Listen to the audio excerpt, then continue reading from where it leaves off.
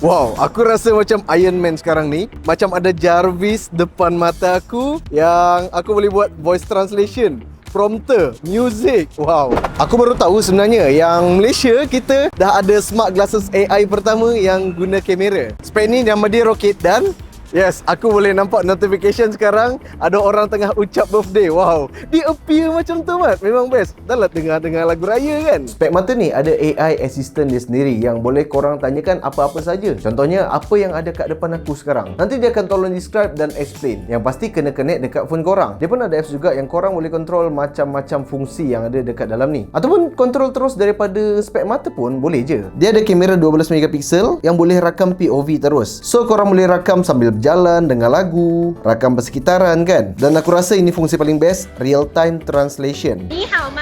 Oh, I'm good. How about you? 我很好，今天天气很好。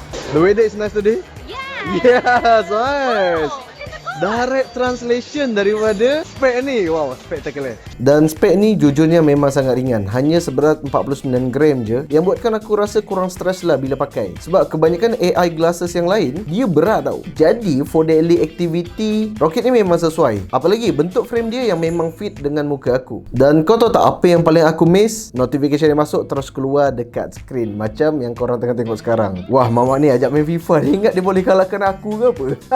Dan aku faham je yang Rabun tengok video ni mesti fikir, boleh ke tukar lens dia? Actually lens dia tak boleh tukar sebab dah ada hologram. Tapi ada magnetic clip on lens yang boleh sesuai dengan power korang, yang tinggal di-clip saja sebab dia guna magnet. Dan korang tengok daripada tepi, dia tak kacau pun mata aku. Bagi aku kan, kalau korang rasa nak beli, datang je dulu dekat Emoji Eye Studio dekat Sawai Pyramid ni dan test sendiri padan tak dekat muka korang. Wow, hebat sekali.